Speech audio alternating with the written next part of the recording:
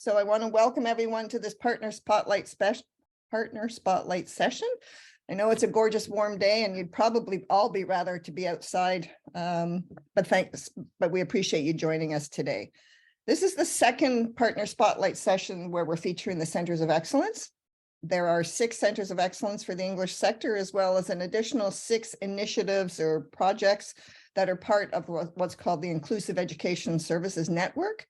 And the 12 groups have provincial mandates to help the school boards to develop their expertise, so capacity building in the different areas. And the CLCs are one of those additional services, and this is how I sit on a committee with these Centers of Excellence. It's been really informative for me, and that's where this initially stemmed from.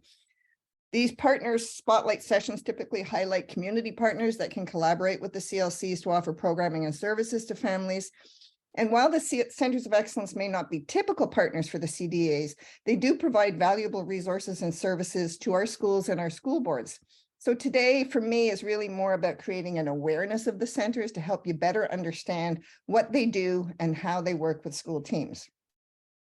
Last week, we heard from the Center of Excellence for Speech and Language Development and the Center of Excellence for the Physically, Intellectually, and Multi-Challenged.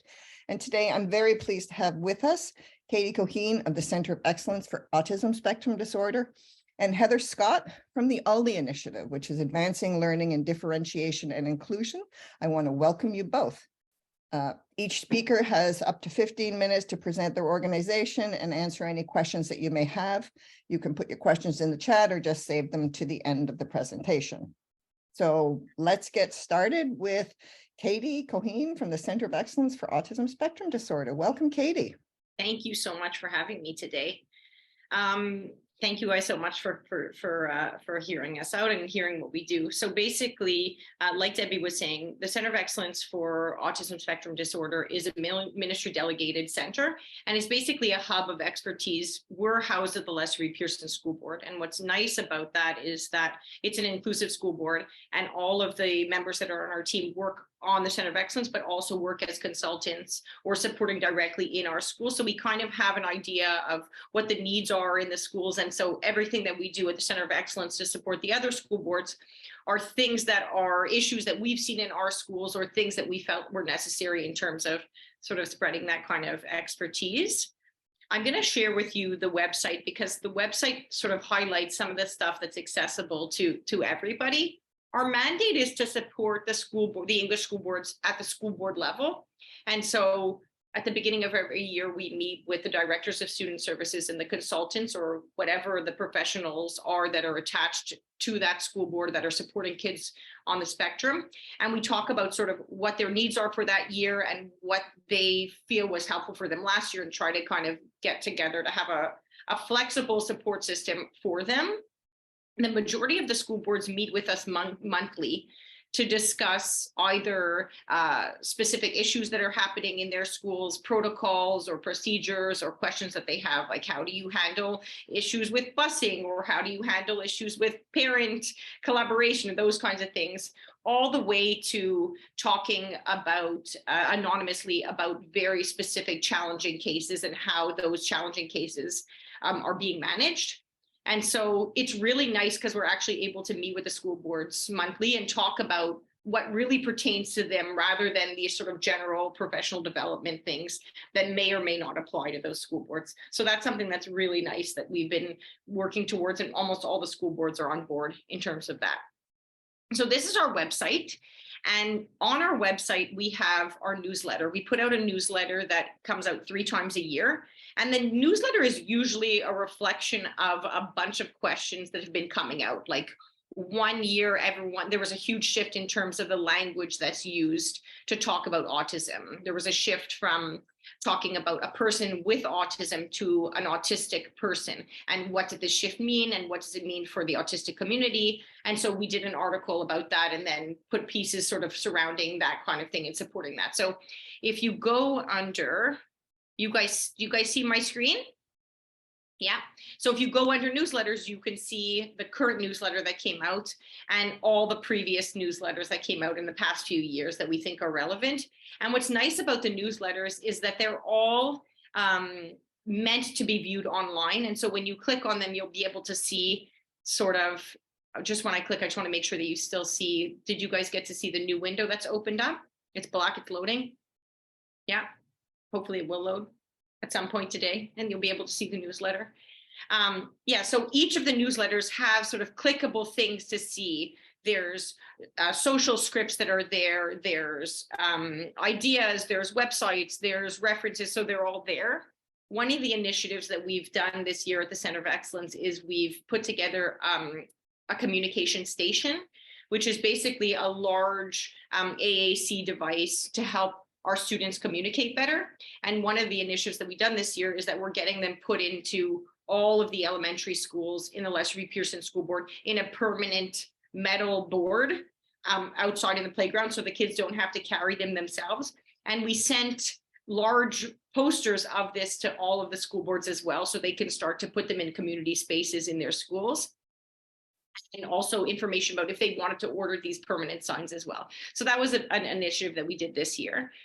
So the other thing that we have is professional development opportunities. So instead of us coming in and doing a professional development session with a school board, what we've been doing is we've been working with the school teams to help them create professional development PowerPoints and stuff that pertain to their specific needs. So we'll either create the PowerPoint with them and they'll do it for their school teams, or we'll co-present with them. And if someone has put in a request for a PD more than once or twice, then we've ourselves created a PD and recorded it as a video capsule on the website. And so there's all of these sort of the most commonly requested ones, like how do I set up a classroom that's really thinking like an OT would think in terms of making it more accessible for our students? How do I structure the learning environment, talking about the teach philosophy? How do I institute positive behavior supports and creating relationships? And so these are just samples of all the different newsletters, video capsules that have been put up on our website. So just so that you have that kind of information. The other thing is that every year we have a major conference. So this year we had, who did we have this year, Heather? Was it Barry Preisent this year? My brain is so clearly losing it. This year we had Barry Preisent. Last year we had Peter Vermeulen. The year before that we had Amy. Thank you, Heather, for being present. We had Amy Laurent. Next year in April, we're going to be having Kelly Mayers, an occupational therapist, coming in. So that's a huge conference that's open to everybody. It's open to families, to teachers, to consultants, to everybody. It's not on the website right now because it hasn't, this is hot off the press, but usually you'll see that on the main page. Here we were showcasing Autism Appreciation Month, and we had a bunch of autistic artists submit their work, and we've highlighted that on our website. So just check back regularly on the homepage so you'll be able to see information about the newest conference that's coming out. And I'm also going to be sending an email to all the school boards that the girl Kaylin Partlow, who was from the Netflix special Love on the Spectrum, she's coming to talk for us. It's going to be a free complimentary workshop in August, and it's going to be just sort of the top 10 best practices. We're just kind of want to kick the year off with sort of setting the tone of a really nice, inclusive environment.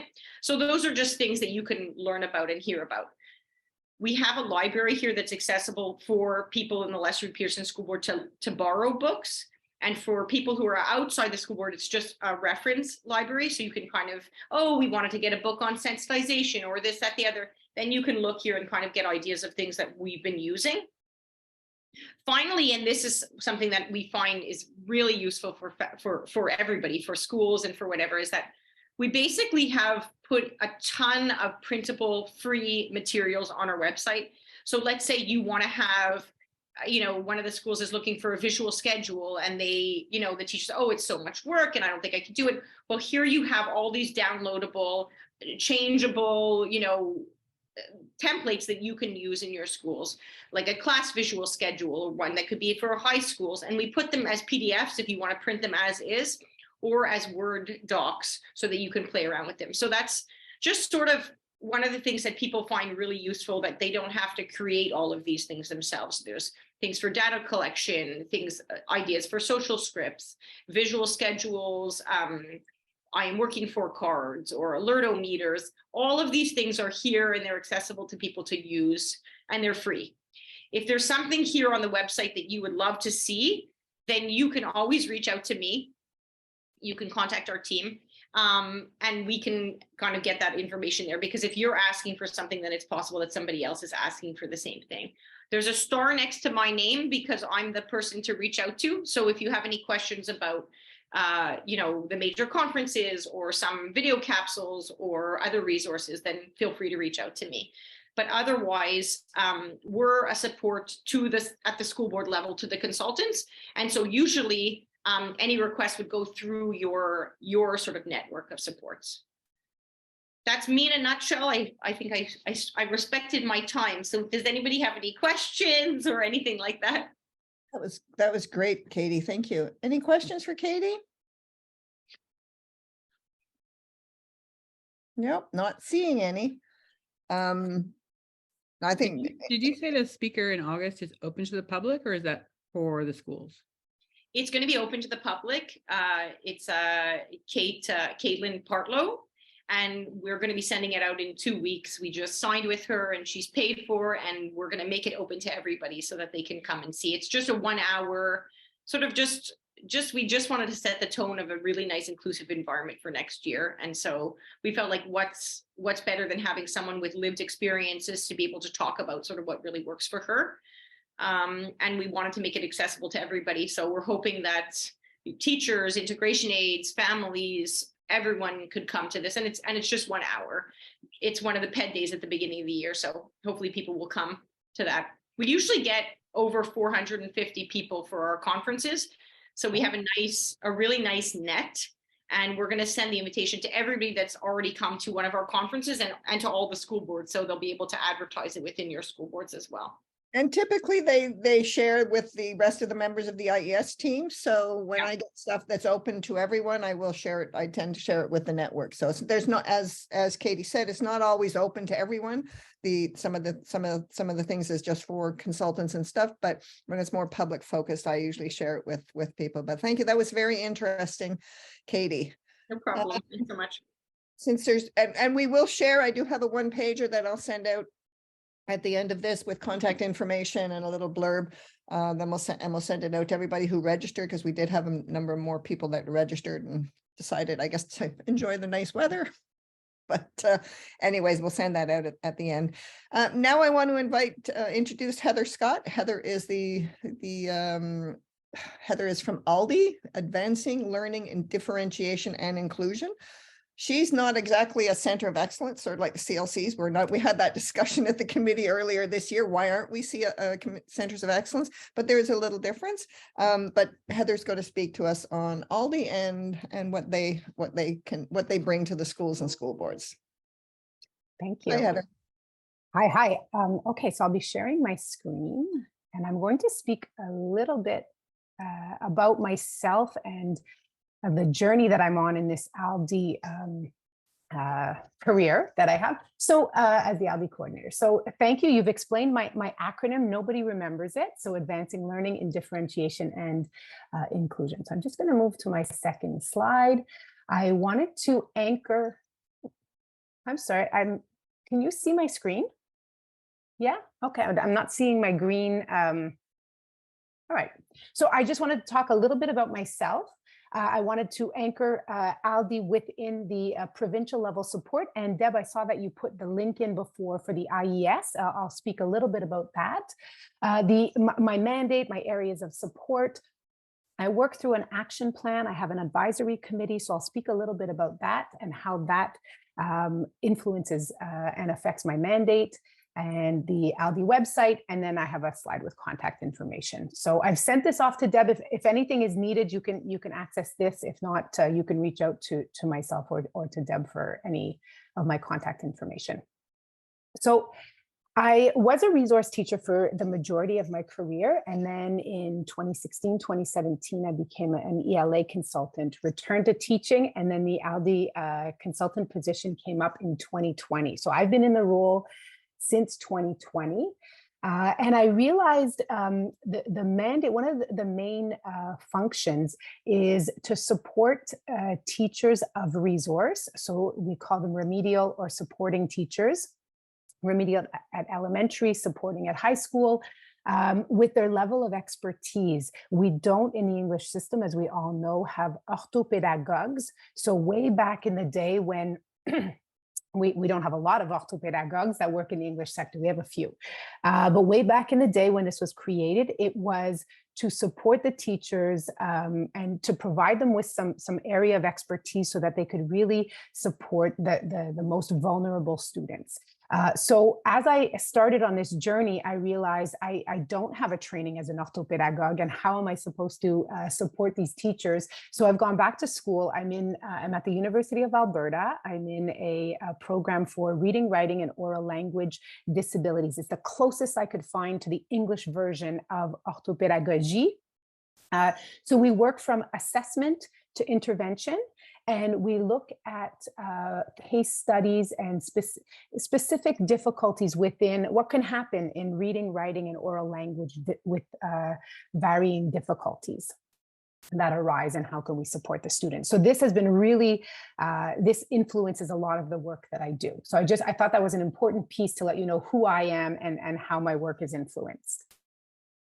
It's an online course, by the way, of course. So in terms of the IES, I just wanted to click on the website. What I love about this is that everybody, it's a one-stop shop. So if you don't know this link, I'm part of an initiative, but everybody that is part of the provincial level support team has a tab here. So ALDI is right here, encroached within everybody else. So if that's a great link to have when you're looking for some provincial level support.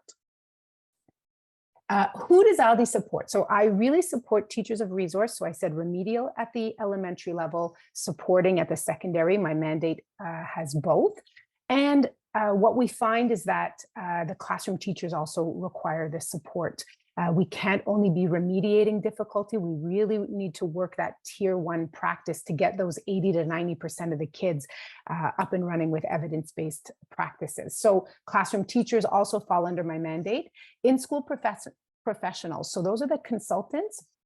And I collaborate with psychologists, speech language pathologists, just to make sure we're sending a common message. They often attend ALDI workshops to make sure that the evidence-based practices that ALDI is promoting is in line with, and I really appreciate that feedback. So it's more of a collaborative approach in terms of the professionals, like a psychologist, occupational therapist, or speech language pathologist. And really, it's within the area of special education. And as I was saying at the beginning of the session, with all the English school boards in Quebec.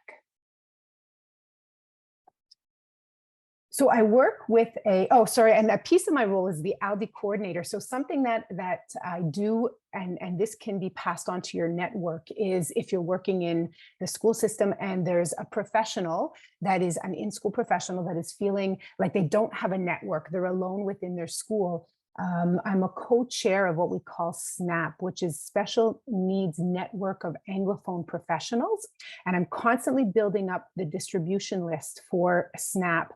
And this is somewhere that professionals come together. So it's mainly consultants and in-school professionals that work together, and we self-teach. So if there's an initiative in a board or a school, we bring it to the table at SNAP, and it's the members that present to the members. We bring up questions and concerns. So from SNAP, then we've had some spin-off subcommittees. So IEPs is difficult. It's I want to say a problem across the province in terms of creation and then implementing. There's a difficulty there. So as consultants, we've come together in a support group subcommittee where we bring our questions, we talk about it, we share resources, we go back to the ministry documents, what does it mean, interpretation, so then we can be better tooled to go back into the schools.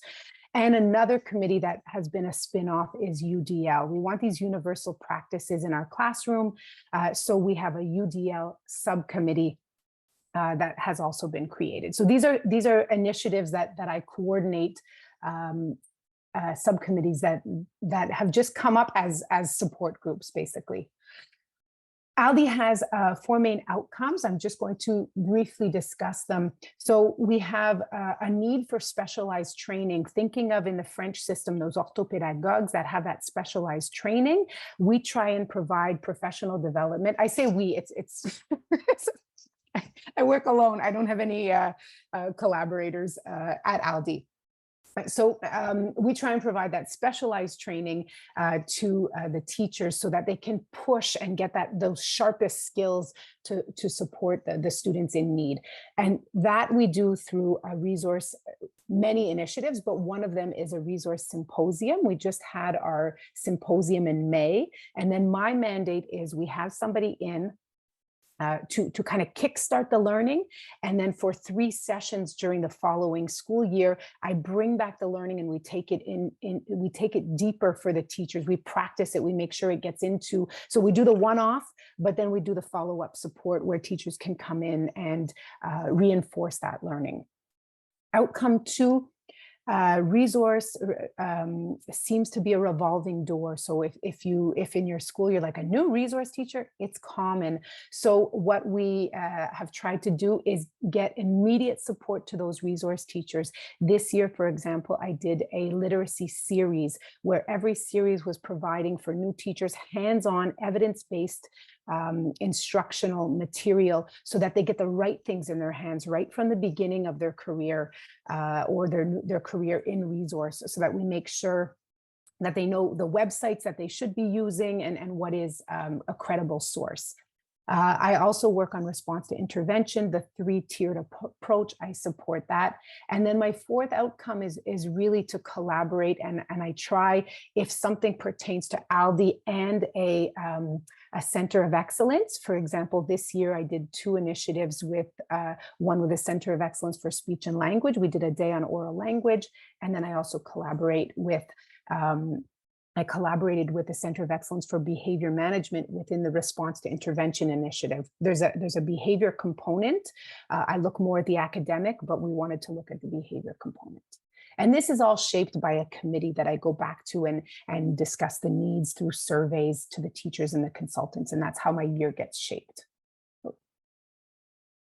I wanted to quickly just go through the ALDI resource library. It seems out of date. It's been a very busy year. It's more of a June, July project. But when you click on the ALDI site, sorry, I see it's loading there and I see my floating toolbar here is going to block. Okay, so I just wanted to show you that my blog posts are always linked to the site. So when you come in on the home page, you're just using the tabs up at the top here to navigate. And so the blog post, the most recent one, is there. And it's basically 3 times a year, just what's going to be happening in the next chunk of the year. So the links to sign up for workshops are there. This goes out to all the consultants, and then they distribute to the teachers that they work with. And the page that I did want to show you is the ALDI Resource Library. This is the part that's screenshotted. I have bulleted, I cleaned up during COVID because we were all at a loss for what to do next. And I said, well, let me work on my website. So I've just done some topics. And once you go in, you'll find more information on evidence-based practices within each of these topics. And this is free. This is an open source website. So you're welcome to use that and dig in. And I have a list of things I have to update, but it's coming. And then I believe this is my last slide, just my contact information. I share through the Inclusive Education Services Quebec Facebook page. I also share through Twitter. So any publicity that I send out for workshops goes through my blog, but then as it gets closer, I put it through social media, and that's my email. And then it's time for questions. So I hope that answers a little bit about the initiative and the goals. That was very interesting, Heather. Thank you. I learned more about ALDI. So hopefully our others did too. Are there any questions for Heather?